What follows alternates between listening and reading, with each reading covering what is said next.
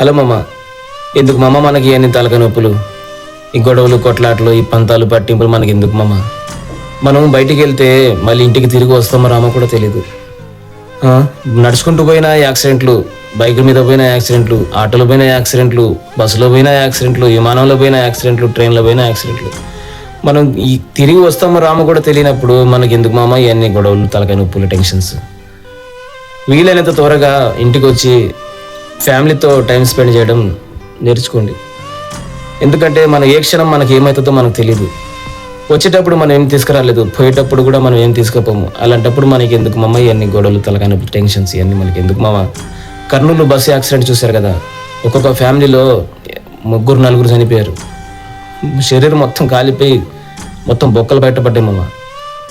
మనకి మన ఇంటికి బాడీ వస్తుందో రాదో కూడా తెలియదు. ఒకసారి పిల్లల్ని, తల్లిదండ్రులను గుర్తు చేసుకోండి మామ. బయటికి పోతే మనం తిరిగి వస్తామో రామో కూడా తెలియదు. అలాంటప్పుడు మనకి ఎందుకు మామ ఇవన్నీ టెన్షన్స్?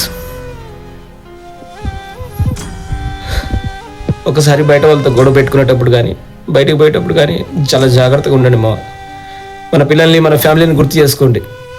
వాళ్ళ తప్ప మనకి ఇంక వేరేది ఏం లేదు.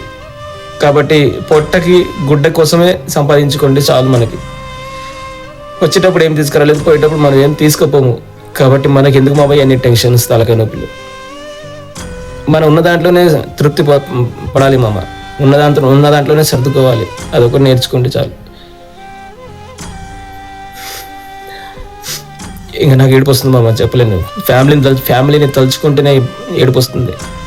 మనం బతికేది వాళ్ళ కోసం అమ్మ. మనకేమైతే వాళ్ళు ఏమవుతారో ఒకసారి ఆలోచించండి. మన ప్రాణం ఎప్పుడు పోతుందో మనకే తెలియదు. అందుకని మన ఫ్యామిలీతో టైం స్పెండ్ చేయడం నేర్చుకోండి. అంటే వాళ్ళతో సమయం ఎక్కువ గడపండి. భయం అమ్మ, ఇంకెంతకంటే నేను చెప్తే ఏడుపు వస్తుంది.